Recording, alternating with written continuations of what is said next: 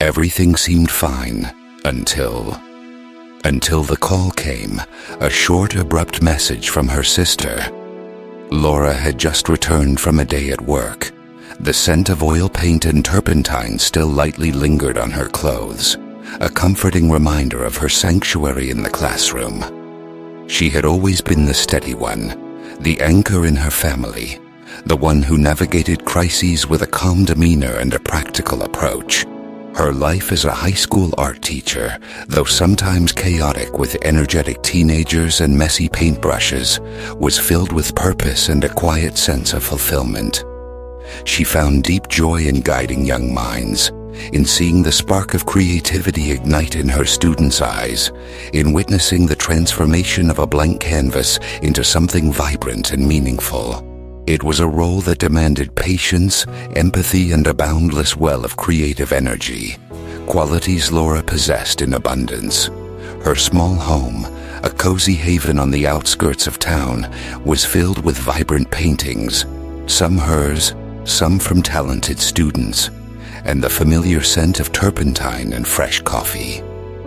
It was her sanctuary, a place where the outside world, with its incessant demands and often harsh realities, could be gently kept at bay.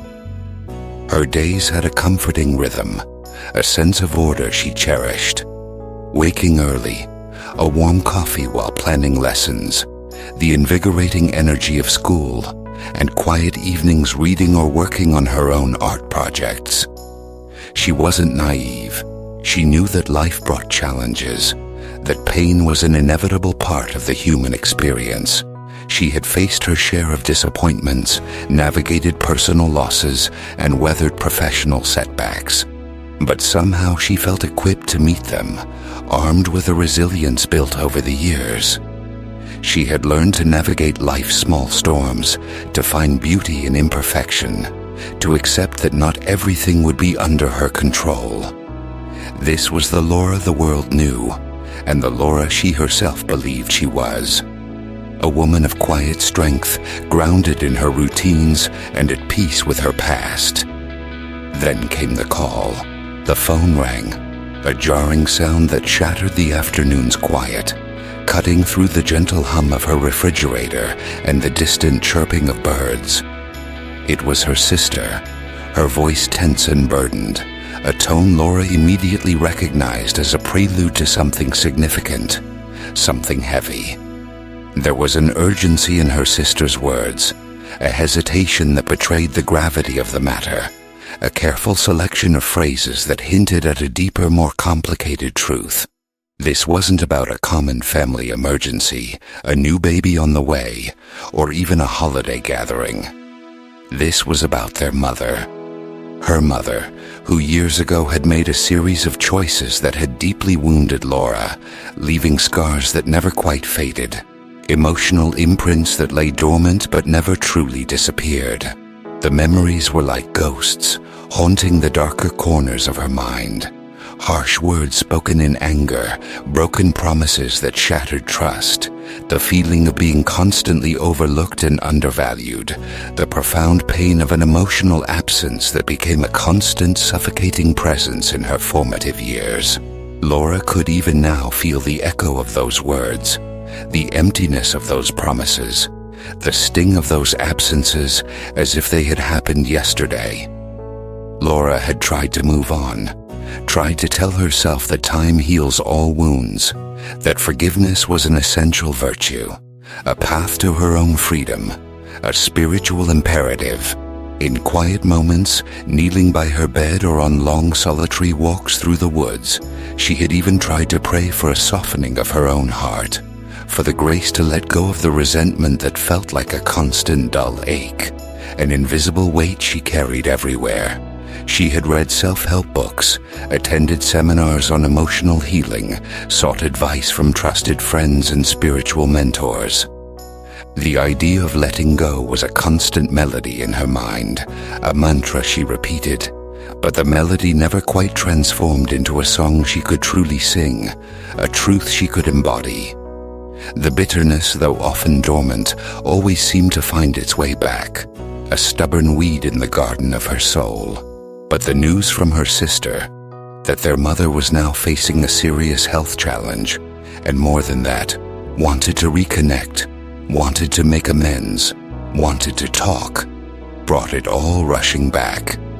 Not just the memories, but the raw, unmitigated pain, the latent anger, the searing sense of injustice she had worked so hard to bury beneath layers of busyness and spiritual platitudes.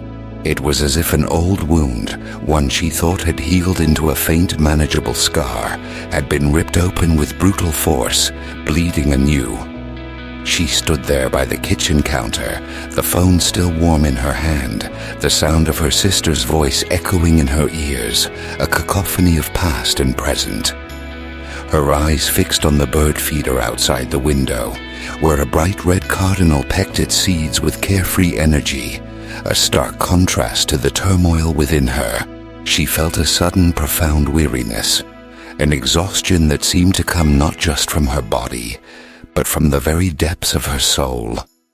The carefully constructed peace of that afternoon, and indeed of her life, now felt fragile, like a spider web about to break under the weight of a single heavy dewdrop. The old anger, sharp and familiar, returned with overwhelming force, a tidal wave of emotion she thought she had long since navigated. The sense of injustice, of having been ignored, dismissed, and deeply hurt, flared into a burning pain that rose through her chest, tightening its grip. She felt the familiar constriction in her chest, the clenching in her jaw, the tension radiating through her shoulders and neck. She knew, intellectually, that forgiveness was the path, the higher spiritual ground, the key to her own liberation. But knowing and doing felt like two completely different realities, separated by an insurmountable chasm, a vast, unbridgeable canyon. The distance between them was immense, and she felt utterly paralyzed, caught between a past that continued to hurt her and a future that demanded something she wasn't sure she could ever truly give. Perhaps this isn't exactly your story. Perhaps it's another family member, a close friend, a colleague, a former partner, or even an institution that betrayed you. Perhaps it's another betrayal, another deep wound, another name that brings a similar tightness in your chest, a pang of pain you instantly recognize, a memory that still stings with fresh venom. But perhaps the feeling is familiar, the overwhelming weight of knowing what you should do, what you should feel, and the crushing inability to get there. The deep exhaustion of carrying a pain that refuses to heal, even when you desperately want it to, even when you pray for it, even when you try to move on. It's the feeling of being trapped in a cycle of hurt, of wanting desperately to break free, but not finding the key, not knowing the way out. It's the quiet shame of knowing you should forgive, but feeling utterly incapable of it, even as the bitterness gnaws at your own peace, even as it drains your energy and steals your joy, even as it isolates you from the very connections you crave. In this video, we're going to walk through this together. We won't offer easy solutions or empty promises, because true healing is rarely simple or quick. Instead, we'll create a sacred space for honesty, for complexity, and for the unwavering presence of God in the midst of it all. We'll start with a story like Laura's that opens up the raw edges of this universal struggle. Then we'll turn to an ancient psalm, a voice from thousands of years ago that understands this very human anger and desire for retribution in a surprisingly direct and validating way. We'll reflect on what it means to hold these difficult emotions in the presence of God, and finally we'll pray, not a prayer of pretense, but a prayer of authentic truth. You'll see a candle burning throughout this video. Think of it as a quiet, constant symbol of God's light, not arriving at the end of the darkness to magically dispel it, but right here, present within the darkness, illuminating the path. It's a steady, small flame in the uncertainty, a gentle reminder that divine presence doesn't depend on our perfection, our spiritual achievements, or our ability to forgive. It's a light that doesn't judge. It only illuminates, offering warmth and guidance even when the path ahead seems obscured. Laura eventually placed the phone back on its cradle, the cardinal still pecking outside, oblivious to the storm brewing within her. The afternoon light, normally a source of quiet inspiration and warmth, felt heavy, almost oppressive, mirroring the weight in her heart. The path forward, the path to liberation that forgiveness promised, seemed obscured by a dense fog of unresolved anger, a deep, weary frustration, and the paralyzing fear of confronting a past she thought she had buried. She had no easy answers, only the heavy, familiar ache of a wound that refused to close, the feeling of being trapped in a cycle of hurt and resentment, and the profound question, now what? This is a journey we'll take together. As we move forward, we'll explore how even ancient wisdom can speak to this very modern pain, offering not easy answers, but profound companionship and a radical permission to be truly honest with ourselves and with the divine. Stay with us as we uncover these truths, beginning with a voice from thousands of years ago that dared to express the very anger we often try to suppress. A voice that echoes the deepest cries of our own hearts. The call had ended, but for Laura, the conversation was just beginning. It was a silent yet deafening conversation with herself, with the past, and with the persistent ache of a wound that refused to stay buried. You might know that feeling well. That moment when something from the outside world, a word, a piece of news, an image, a scent, a sound, pokes at an old hurt, and suddenly, the carefully constructed walls you've built around it crumble. It's not just the memory of what happened. It's the fresh sting of it, the feeling that time has healed nothing, the way it steals your breath, the way it makes the future feel heavy and uncertain. It's the fear that you'll be stuck there forever, carrying this burden, unable to move forward, unable to truly heal. It's the quiet shame of knowing you should forgive, but feeling utterly incapable of it, even as the bitterness gnaws at your own peace, even as it drains your energy and steals your joy, even as it isolates you from the very connections you crave. This is a universal human experience, as old as humanity itself. It's a pain that transcends cultures, epochs, and beliefs. It's the raw, visceral reaction to injustice, betrayal, and deep hurt. And that's why, 3,000 years ago, someone felt exactly this. Someone who lived in a world so different from ours, with different customs, different technologies, different daily struggles, yet whose heart pulsed with the same complex emotions. And they wrote it down. It's a voice that might surprise you, a voice that doesn't sound like the gentle, comforting words we often associate with faith, spirituality, or religion. It's a voice that cries out in raw, unvarnished anger, a voice that dares to ask God for retribution, for justice, for vengeance. We find that voice in Psalm 109. Let's listen to just a few fragments of it, slowly, allowing the words to resonate with your own experience, with your own pain, with your own anger. Don't rush to judgment. Don't immediately try to reconcile these words with your preconceived notions of what a spiritual person should say or feel. Just listen. Allow the discomfort, if it arises, to simply be. Appoint a wicked man against him. Let an accuser stand at his right hand. Pause with that for a moment. Appoint a wicked man against him. This is not a quiet prayer for peace, for reconciliation, for loving your neighbor as yourself. This is a cry for justice, for an enemy to face consequences, for an aggressor to be confronted with their own wrongdoing. It's the feeling of wanting someone to truly understand the pain they've caused, to experience a fraction of the suffering they inflicted. It's the desire for a balance to be restored, for the scales to tip back, even if it means wishing ill upon another. It's the part of us that feels wronged and wants that injustice to be acknowledged, to be paid for. It's the need for the universe, or a higher power, to validate our pain and our perception of the wrong, to say aloud, yes, you were hurt. Yes, this was wrong, and there will be consequences. It's the primal scream for accountability when all other avenues seem closed. When he is tried, let him be found guilty. Let his prayer be counted as sin. Let him be found guilty.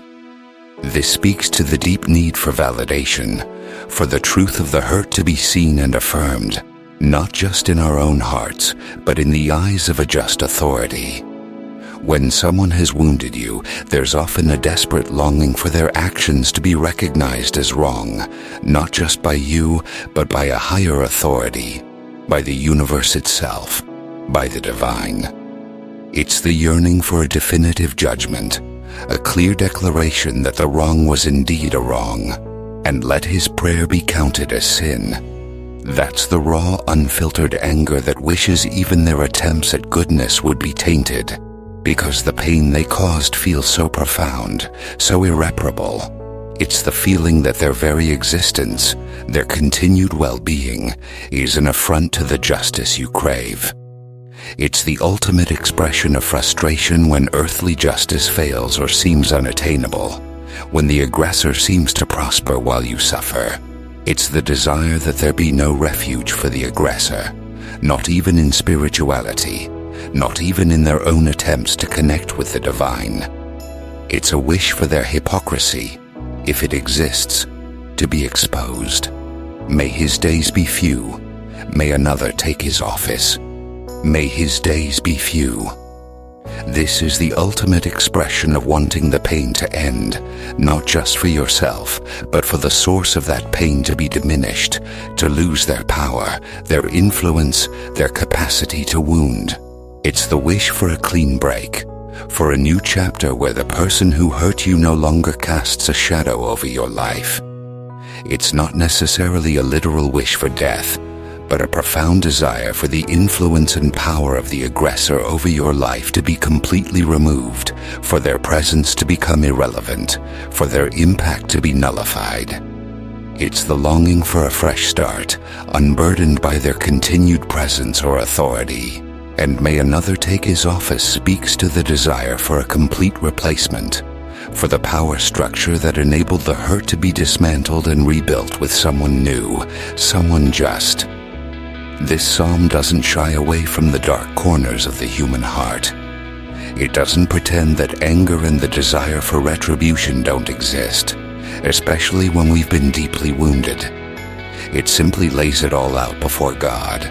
It's a reminder that even when our feelings are messy, even when they're not what we think they should be, God's presence is still here. That small flame of the candle, steady and unwavering, is a silent testament to that. It doesn't demand that you feel a certain way, only that you acknowledge what is. It offers a radical permission to be truly honest about the depth of your pain and the intensity of your anger, without fear of judgment. This psalm is an invitation to radical honesty. It's a space where you can bring your darkest emotions, your most disturbing desires, and place them before God, uncensored, without the need to police yourself, without the shame of feeling what you feel. It's the permission to be human, with all your complexities and contradictions, in the presence of the divine. It's a profound act of trust, believing that God can handle the full spectrum of your heart, even the parts you yourself find difficult to face. This psalm offers a radical honesty, a sacred permission to bring your raw truth before the divine. But what does it truly mean to hold such intense emotions in God's presence? And how can this honesty become a path to something new?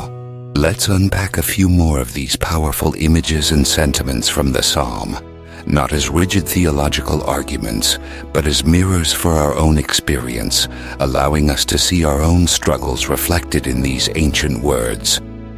Building on the raw honesty we found in Psalm 109, let's delve deeper into what it means to truly embrace this radical honesty, not just as an intellectual exercise, but as a visceral soul-bearing experience. The psalmist, in his unvarnished cries, isn't just venting. He's engaging in a profound act of truth-telling before the divine. He's refusing to sanitize his pain, refusing to pretend that his heart is filled with peace when it's actually seething with anger and a desperate longing for justice. This is a crucial distinction because so often, in our spiritual journeys, we're taught to suppress these negative emotions: anger, resentment, bitterness, fear, to push them down, to pray them away, to replace them with something more holy or acceptable. But what if that suppression is actually hindering our healing rather than helping it? What if the very act of denying our authentic emotional landscape is creating a deeper wound, a more insidious form of suffering? Consider another fragment from Psalm 109, one that speaks to the deep corrosive nature of unresolved pain and the desire for complete isolation of the aggressor. Let there be no one to extend kindness to him, nor any to pity his fatherless children. This is undeniably harsh. It's uncomfortable. It's not the kind of sentiment we typically associate with spiritual growth, with the teachings of compassion, or with the path to forgiveness. It pushes against our modern sensibilities of grace and mercy, but it speaks to a profound truth. When we are deeply wounded, the pain can be so consuming, so overwhelming, that it colors our entire perception of the world and of the one who caused the pain. It's the feeling that if we are suffering, then the one who caused it should also suffer, and perhaps even those connected to them, as a form of cosmic balance. It's the raw, unfiltered cry of a heart that feels utterly abandoned, unjustly treated, and desperate for a complete severance from the source of its agony. It's the desire for the aggressor to experience the same isolation and lack of empathy that we ourselves felt. This psalm, with its unvarnished cries, reminds us that faith is not about pretending to be okay when you're not. It's not about putting on a brave face for God, or for your community, or even for yourself. It's about bringing your whole messy, complicated self into the presence of the divine. It's about acknowledging the full spectrum of your emotions, even the ones that feel ugly, shameful, or unspiritual. Because when we deny these emotions, when we push them down, they don't disappear. They don't magically evaporate into thin air. Instead, they fester. They become a silent, corrosive force within us, eating away at our peace, our joy, our capacity for connection. They become the invisible chains that bind us to the very person or situation we desperately want to be free from. This suppression, this internal battle against our own truth, often causes more harm than the original wound itself. It's like trying to heal a wound by covering it up and pretending it's not there, rather than cleaning it and allowing it to breathe. Think about Laura again. Her anger, her sense of injustice, her inability to just forgive her mother wasn't a sign of spiritual failure. It was a legitimate, deeply human response to a profound wound.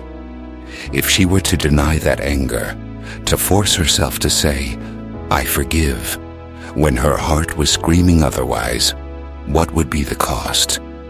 It would be a betrayal of her own truth, a further wound inflicted by herself upon herself.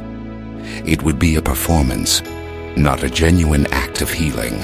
The psalm gives her and us permission to say, "This is how I feel. This is the depth of my pain. This is the extent of my anger. This is the raw, unedited truth of my heart. And I'm bringing it all to you, God, because I trust you to handle it." This radical honesty is not about seeking divine permission for vengeance. Let's be very clear about that. It's not an endorsement of acting out on our destructive impulses. Rather, it's about acknowledging the profound human need for justice and entrusting that need to the ultimate source of justice. It's a recognition that we, in our limited human capacity, cannot fully enact justice or fully comprehend its complexities. Our human attempts at retribution often lead to more pain, more cycles of violence, more bitterness. By laying our demands for retribution, our raw anger, our desire for fairness before God, we are, in a paradoxical way, freeing ourselves from the consuming task of carrying that burden. We are saying, I am exhausted by this. I cannot hold this anger and this desire for fairness any longer. It is too heavy for me. I give it to you because you are capable of holding it. And you are the one who truly sees and knows, who understands the intricacies of justice far beyond my comprehension. The candle still burning is a powerful visual for this. It doesn't extinguish the darkness around it immediately with a sudden violent burst. Instead, it steadily pushes it back, creating a space of light, a gentle illumination. In the same way, bringing our anger to God doesn't instantly erase it, doesn't magically make it disappear, but it creates a sacred space where that anger can be held, acknowledged, and perhaps over time, transformed. It's a reminder that even in our most turbulent emotional states, even when we feel consumed by the darkness of our pain, there is a steady, unwavering presence that can contain and sustain us. This presence doesn't demand that we change our feelings. It simply invites us to bring them as they are into the light. This radical honesty, this laying bare of our deepest pain, is a crucial first step on the path to healing. It's the foundation upon which true transformation can begin. But what does it truly mean to hold such intense emotions in God's presence? And how can this honesty become a path to something new? Let's explore how this fierce, passionate dialogue with the divine, this act of lament, can actually be a profound form of engagement with God rather than a turning away, and how it can lead to a different, more liberating kind of surrender. We've explored the radical honesty of pain, the sacred permission to bring our raw, unfiltered anger and fervent desire for justice into the divine presence, as so powerfully exemplified by Psalm 109. We've acknowledged that suppressing these intense emotions is not only unhelpful, but actively detrimental to our healing. Now let's consider what it truly means to hold such intense, often uncomfortable emotions in God's presence. This isn't about God condoning the desire for harm or endorsing our every vengeful thought. Rather, it's about God being able to contain it, to receive it, to hold it within a boundless love and wisdom, without judgment, without being overwhelmed. It's about understanding that our lament, our fierce and passionate dialogue with the divine, our unedited cries for justice, are not a turning away from God, but a profound act of engagement, a deep and authentic form of prayer.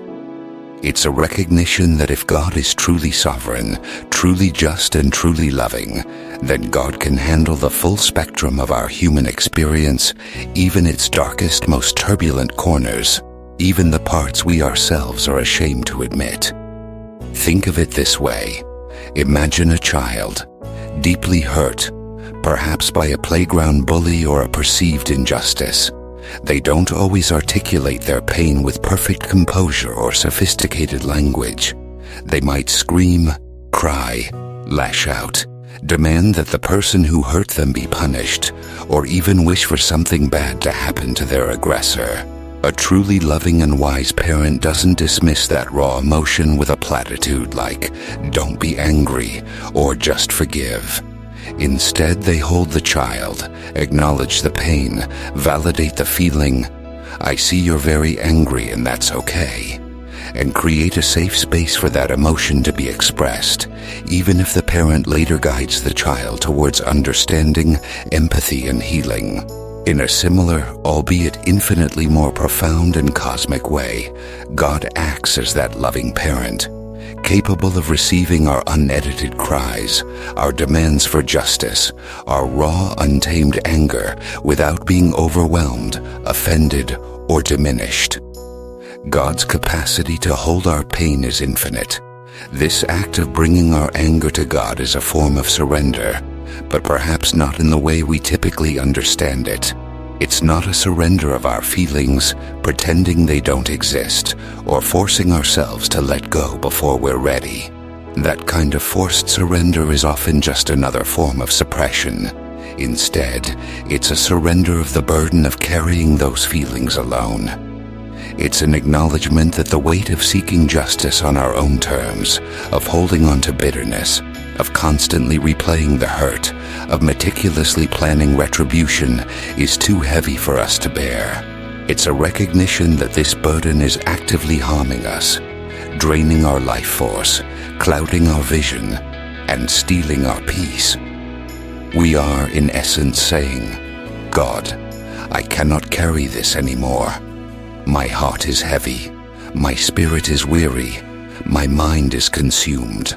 I lay this burden at your feet, not because I'm suddenly free of the anger, not because I've magically achieved forgiveness, but because I trust you to handle it, to work with it, to transform it in ways I cannot even begin to imagine or accomplish on my own. This is a crucial distinction. Surrendering our anger to God is not the same as instantly forgiving. It's not a magical shortcut to absolution. It's a step towards the possibility of forgiveness, a necessary precursor, but it's primarily an act of self-preservation, an act of releasing a toxic weight that is harming us more than anyone else. It's about trusting that divine justice, divine wisdom, and divine love are far greater than our own, far more comprehensive and nuanced than our limited human understanding of fairness. By entrusting our pain, our anger, and our desire for justice to God, we are opening ourselves to a process of healing that is beyond our own capabilities, beyond our own willpower. It's the radical belief that God can take our brokenness, our rage, our desire for retribution, and transform it into something else, something redemptive, something that ultimately leads to our own freedom, our own peace, and a deeper understanding of justice. It's a recognition that true justice often looks different from human vengeance.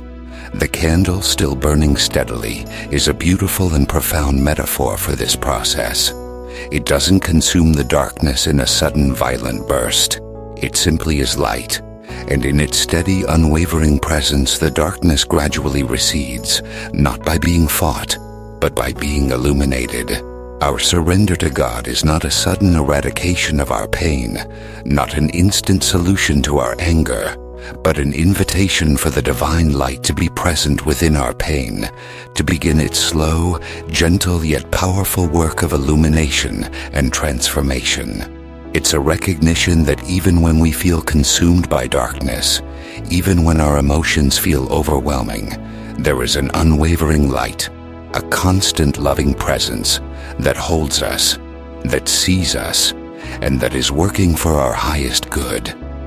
Think of Laura again. Her initial paralysis by the phone, the overwhelming anger, the feeling of being trapped. This act of surrender would be her saying, I am so angry, God. I want justice. I want her to feel what I felt. I want her to understand the depth of the pain she caused. I give this to you because I cannot carry it. It is too heavy. I don't know what you'll do with it. I don't know what justice will look like, but I trust you with it. I trust you with my pain, and I trust you with my desire for justice. It's a prayer of raw honesty, not of forced perfection. It's a recognition that her own attempts to let go or forgive through sheer willpower were failing, leaving her exhausted and bitter, and that a deeper divine intervention, a divine holding, was needed. It's an admission of human limitation and an affirmation of divine capacity.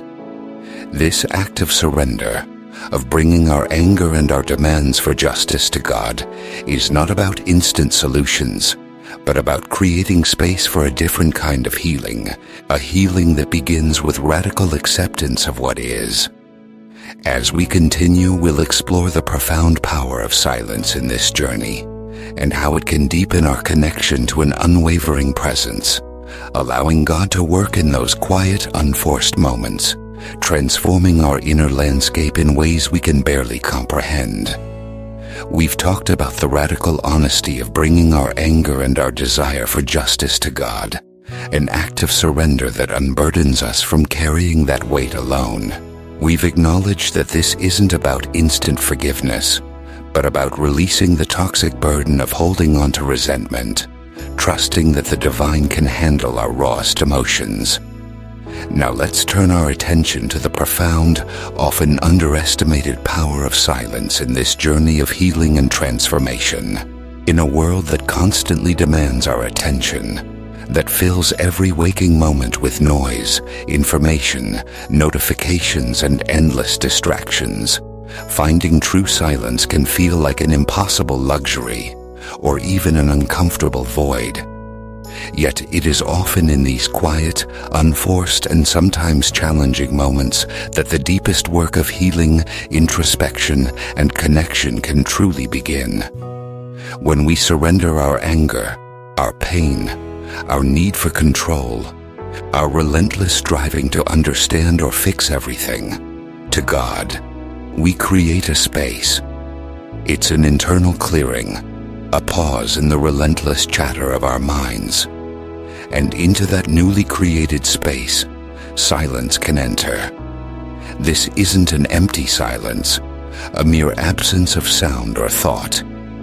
On the contrary, it is a pregnant silence, a silence filled with potential, with possibility, with the subtle stirrings of the divine. It's the silence where we stop striving, stop trying to fix, stop trying to analyze, stop trying to understand, and simply are. It's in this profound stillness, this quietude of the soul, that we can begin to perceive the unwavering presence of God, not as a booming voice from the heavens, not as a dramatic, miraculous intervention, but as a gentle, persistent current beneath the surface of our turbulent emotions, a quiet assurance that permeates our very being. Think of the candle again, our constant companion throughout this journey. It burns silently.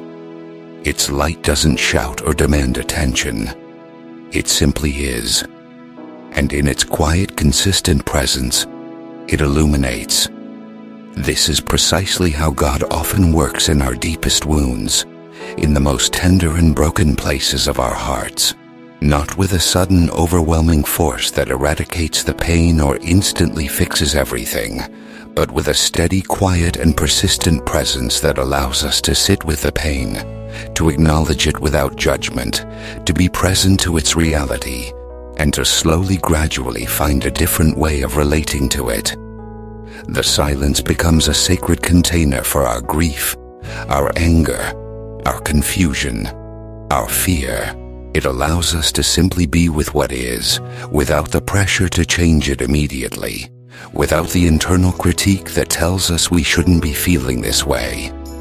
It's in this quiet acceptance that the first seeds of transformation are often sown.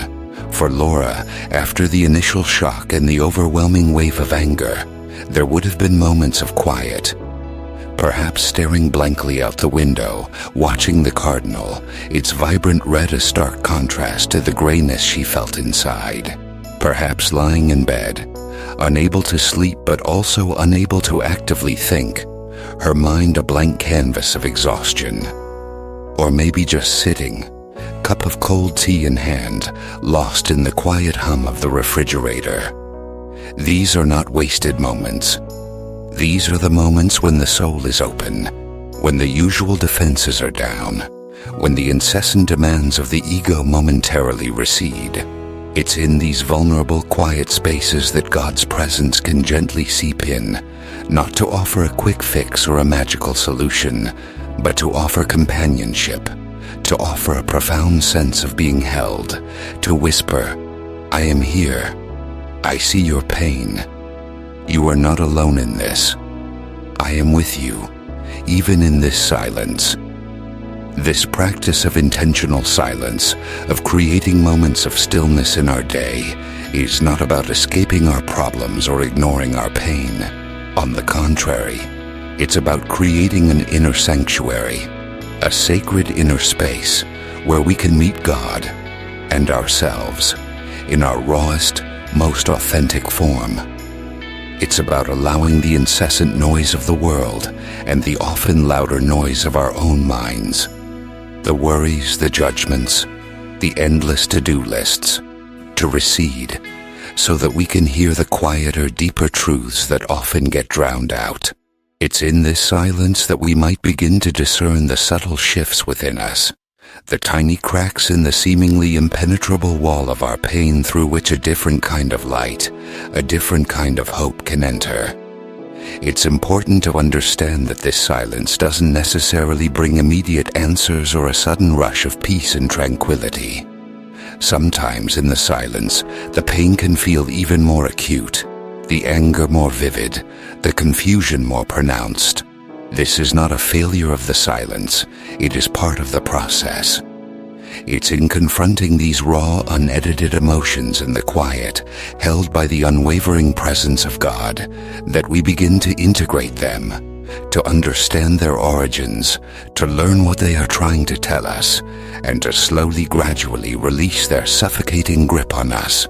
The silence becomes a space for honest encounter, a space where we can truly listen to what our hearts are telling us, and what God might be whispering to our souls, guiding us towards a deeper understanding of ourselves and our path forward. This quiet presence, this space of surrender is vital. It's where the deepest work of the soul often takes place. But what happens when the silence feels empty? When faith itself feels like talking to the ceiling? When the path to healing seems utterly obscured by doubt and despair? In our next segment, we'll confront the honest tension between faith and pain, and why your struggle, your doubt, your inability to just believe is not a sign of weakness, but often a profound act of faith itself. We've embraced radical honesty, surrendered our anger, and sought solace in silence, allowing the divine presence to hold our rawest emotions. Yet for many there remains a profound and often unspoken tension, a deep internal conflict that can feel isolating and deeply unsettling. The honest struggle between faith and pain. We are often taught, implicitly or explicitly, that faith should bring an immediate, unwavering peace, that belief should effortlessly erase doubt, and that forgiveness should flow freely and easily from a truly spiritual heart. We hear messages that suggest a strong faith means an absence of struggle, a life free from profound emotional turmoil. But what happens when it doesn't? What happens when you pray with all your heart, with every fiber of your being, and the pain persists, stubbornly refusing to yield? When you try, genuinely try to forgive, and the resentment still burns, a persistent ember in your soul. When faith feels less like a comforting, warm embrace and more like talking to the ceiling, an echo in an empty room, a monologue into the void. This is a common, yet often profoundly isolating experience. Many people of faith carry a secret burden of guilt and shame because their spiritual journey doesn't align with the idealized, often sanitized version they've been presented with. They feel like failures, like spiritual inadequates, because their pain hasn't magically disappeared overnight, or because they still struggle with anger, with doubt, with the gnawing inability to forgive someone who has deeply wounded them. They might ask themselves in the quiet, vulnerable moments of their soul, is my faith not strong enough? Am I doing something wrong? Am I somehow unworthy? Why isn't God answering my desperate prayers for healing and peace, for the ability to simply let go? This internal questioning can be more painful than the original wound, adding layers of self-condemnation to an already heavy burden. Let me be unequivocally clear, and let this truth sink deep into your heart. Your struggle is not a sign of weakness. Your inability to just forgive on command is not a spiritual failure. Your honest wrestling with pain, with doubt, with anger, in the context of your faith, is, in fact, a profound act of faith itself. It is a testament to your courage, your authenticity, and your unwavering commitment to truth, even when that truth is uncomfortable. Think about it deeply. If you didn't believe in a God who could hear, who could heal, who could ultimately bring justice, who could somehow make sense of the senseless, why would you even bother to lament? Why would you bring your raw anger and pain, your unedited cries for retribution, to the divine as the psalmist did, if you didn't on some fundamental level trust that God was there, listening, capable of responding, and ultimately capable of holding it all? The very act of crying out, of questioning, of wrestling with the divine, is an engagement with the divine. It's a refusal to give up on God, even when God feels distant, silent, or incomprehensible. It's a testament to a deep underlying hope that there is something more, something beyond your current suffering, something that transcends your immediate pain. It's an act of desperate hope, a refusal to abandon the relationship, even when it feels strained to its breaking point. Laura, in her moment of paralysis by the kitchen counter, felt the immense weight of what she should do, the societal and spiritual pressure to forgive, to move on, to be the good spiritual person, the one who embodies grace and peace. But her heart was not there. Her emotions were a tangled mess of anger, hurt, and injustice. This tension, this agonizing gap between what she felt and what she believed she should feel, is precisely where true spiritual growth often happens. It's not in the easy answers or the comfortable certainties. It's in this space of honest tension, this uncomfortable in-between, that we stop performing for God. We stop trying to present a polished, perfect version of ourselves, and we start truly encountering God, authentically, vulnerably, as we truly are. It's in this space that we learn to trust God with our imperfections, our doubts, and our unholy feelings. The candle, our constant companion throughout this journey, doesn't flicker out when the wind blows fiercely. It might bend, it might struggle, its flame might dance wildly, threatening to extinguish, but it continues to burn. This is a powerful image for our faith in the midst of pain. Our faith might be tested to its limits. It might feel fragile. It might seem like it's barely clinging to existence, but it doesn't necessarily extinguish. It continues to burn, perhaps more dimly at times, perhaps with a desperate flicker, but it's still there. A testament to an enduring hope, a stubborn refusal to give up on the light, even in the deepest darkness. It's a quiet, persistent act of defiance against despair. This journey is not about arriving at a destination where all pain is magically gone and all forgiveness is effortlessly achieved. That's an unrealistic and often harmful expectation. Instead, it's about learning to live authentically within the tension, to embrace the complexity of our human and spiritual experience, to understand that life is often a tapestry woven with threads of joy and sorrow, faith and doubt, love and anger. It's about understanding that God meets us not just in our moments of peace and clarity, not just in our moments of spiritual triumph, but profoundly, intimately, and powerfully in our confusion, our anger, our deepest wounds, and our most desperate cries. It's about recognizing that the path to healing is often messy, non-linear, filled with setbacks and unexpected detours, and that this honest struggle itself can be a sacred space, a crucible where true transformation occurs. It's in this tension that we discover a God who is not afraid of our darkness, but who is present within it. This honest tension, this profound understanding that your struggle is valid, that your doubts are seen, that your anger is held, brings us closer to a truly profound moment. Now, with this liberating truth in hand, how do we prepare our hearts to truly engage with the divine in prayer, bringing our whole messy, unedited selves without pretense or performance, without trying to be someone we're not. Let's get ready for that sacred space where our authenticity is not just accepted, but is in fact our greatest offering, our most profound act of worship. We've journeyed through the landscape of pain, embraced the radical honesty of lament, explored the quiet power of surrender, found solace in silence, and confronted the honest tension between faith and suffering. We've acknowledged that our struggle is not a weakness, but a profound act of faith, a testament to our enduring hope. Now, we arrive at a pivotal sacred moment, preparing for prayer. But this isn't about finding the right words, or assuming a perfect posture, or trying to conjure up feelings of peace and serenity that might not be genuinely present.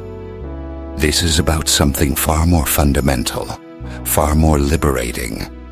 This is about bringing your whole self, your authentic, unedited self, into the divine presence.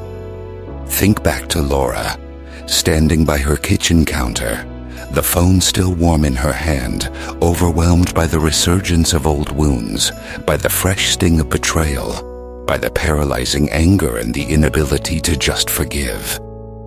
In that raw, vulnerable moment, what kind of prayer could she truly offer? Certainly not one of serene forgiveness, not one of detached peace.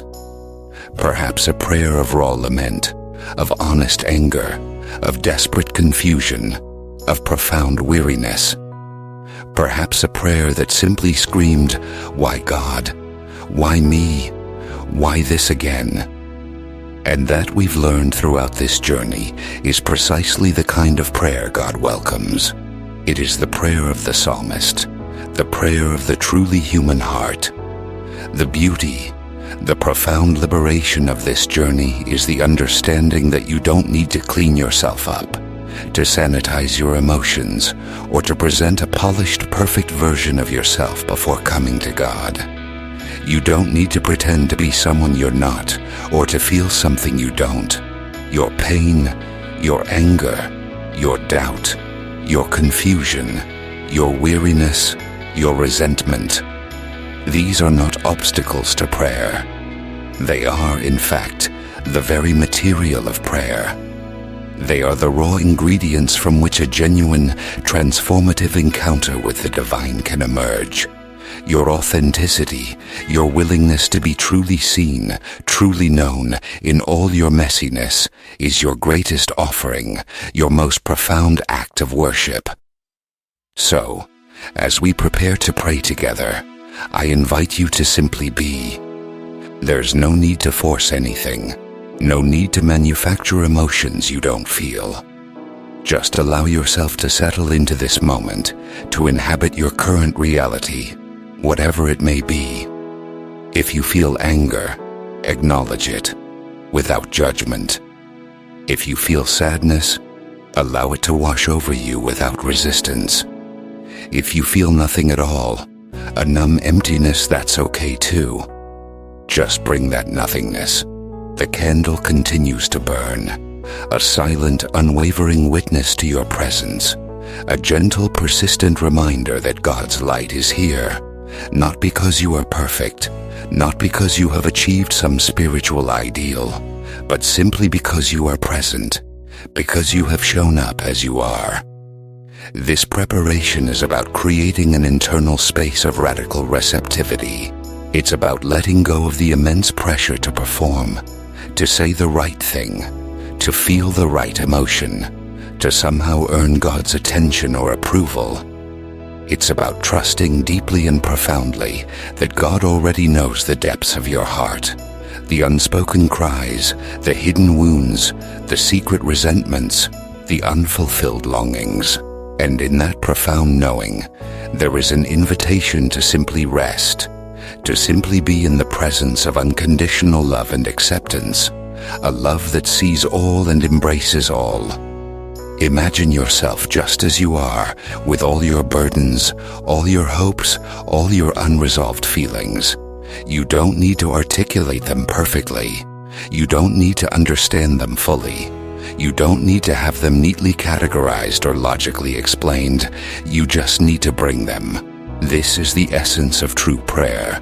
An honest, unmediated encounter between your messy, complicated human self and the boundless, compassionate divine presence.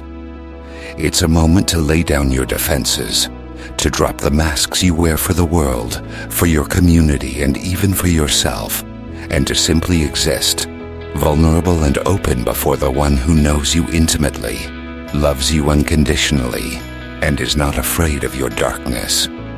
This is not a prayer that seeks to magically erase your past or instantly heal your wounds with a wave of a divine hand. It's not a prayer for immediate answers or a sudden disappearance of all struggle. Instead, it's a prayer that seeks to acknowledge your present reality, to honor your pain, to validate your anger, and to invite the divine presence into the very core of your struggle, into the heart of your unhealed places. It's a prayer for strength to endure, for guidance to navigate, for companionship on a journey that is often long, arduous, and filled with unexpected turns. It's a prayer that recognizes that healing is a process, not an event, a gradual unfolding rather than an instant fix, and that God is with you every single step of the way, holding your hand even when you don't feel it. This is the moment to bring your whole, unedited self into the divine presence. As we enter this prayer, remember, it's not about perfection. It's not about performance. It's not about having all the answers. It is, profoundly, about honesty. Let's open our hearts together and allow the words of this prayer to become a vessel for our deepest longings, our most honest truths, and our most vulnerable cries. We have arrived. We've journeyed through the depths of pain, embraced the radical honesty of lament, explored the quiet power of surrender, found solace in silence, confronted the sacred space of honest tension, and prepared our hearts to bring our whole, authentic selves. Now, with our hearts open, our defenses lowered, and our authentic selves present, let us pray.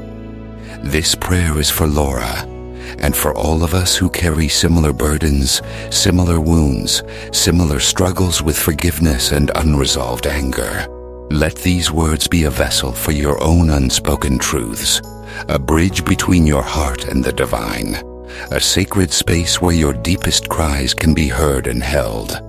O divine presence, source of all healing and understanding, we come before you now, not with polished words or perfected hearts, not with answers or solutions, but with the raw, unedited truth of our being. We bring you our pain, the deep, aching wounds that refuse to close, the scars that still throb with memory, the fresh sting of betrayal that feels as real today as it did years ago.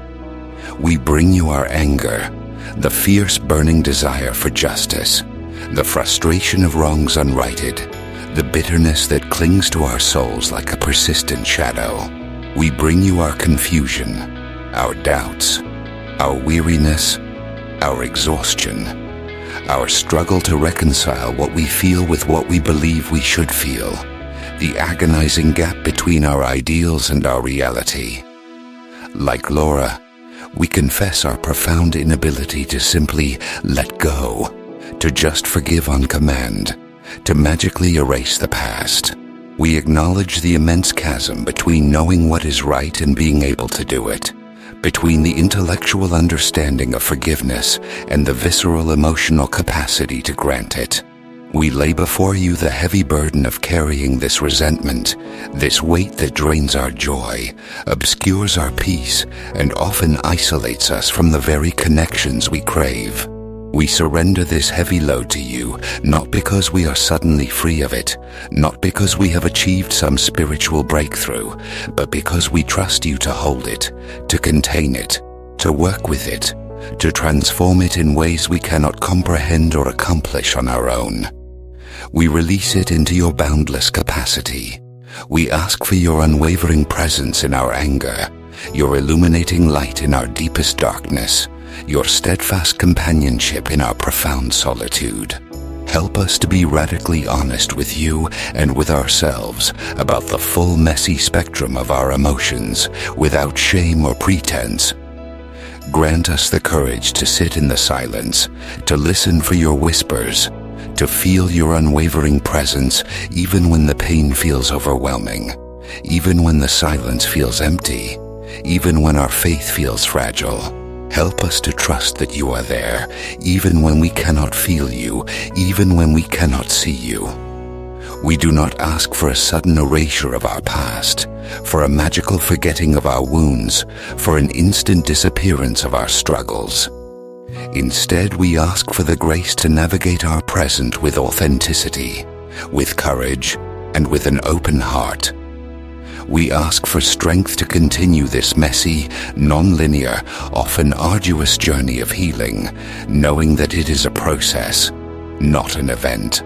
We ask for wisdom to discern your path for us, to understand your justice, and for the compassion to extend grace first and foremost to ourselves, for our imperfections and our struggles, and then perhaps, in your perfect timing and your perfect way, to those who have wounded us. May your light, symbolized by this steady, persistent flame, illuminate the path forward, not by removing the shadows, not by making the darkness disappear, but by showing us that even in the deepest darkness, even in the most profound pain, you are there, present, holding, guiding. May we find true freedom not in forgetting, but in transforming our pain into a testament of your enduring love, your unwavering presence, and our own profound resilience. May our wounds in time become sources of compassion and strength for others. Amen. This journey is not over. Healing is not a destination we arrive at, neatly packaged and complete. It is a process, a continuous unfolding, a series of small, often imperceptible steps, sometimes forward, sometimes backward, sometimes sideways. It is a lifelong pilgrimage of the heart, but you are not alone on this path. The candle, our symbol of unwavering presence, reminds us that God is with you in every step, every struggle, every moment of honest truth, every tear, every flicker of hope. You are seen, you are known, and you are held. If this video resonated with you, if you found a piece of your own story in Laura's or in the ancient raw words of the psalmist, please know that you are part of a larger community of fellow strugglers, fellow seekers, fellow pilgrims on this journey of healing and faith. Your honesty is a gift, your vulnerability is a strength, and your journey is sacred. Before you go, I invite you to take a moment. If this message touched your heart, if it offered even a glimmer of hope or understanding, please consider returning to this video whenever you need a reminder that your pain is seen, your anger is valid, and your struggle is held in divine presence. Share this video with someone who might be carrying a similar burden, someone who needs to hear that they are not alone in their honest wrestling with faith and pain, someone who needs permission to be truly authentic. And if you haven't already, subscribe to this channel to join our community and leave a comment below. Your stories, your insights, your amens, your questions, your own laments, they all create a powerful tapestry of shared experience that can bring light, comfort, and connection to others who are walking a similar path. Remember, the journey continues, and you are not alone.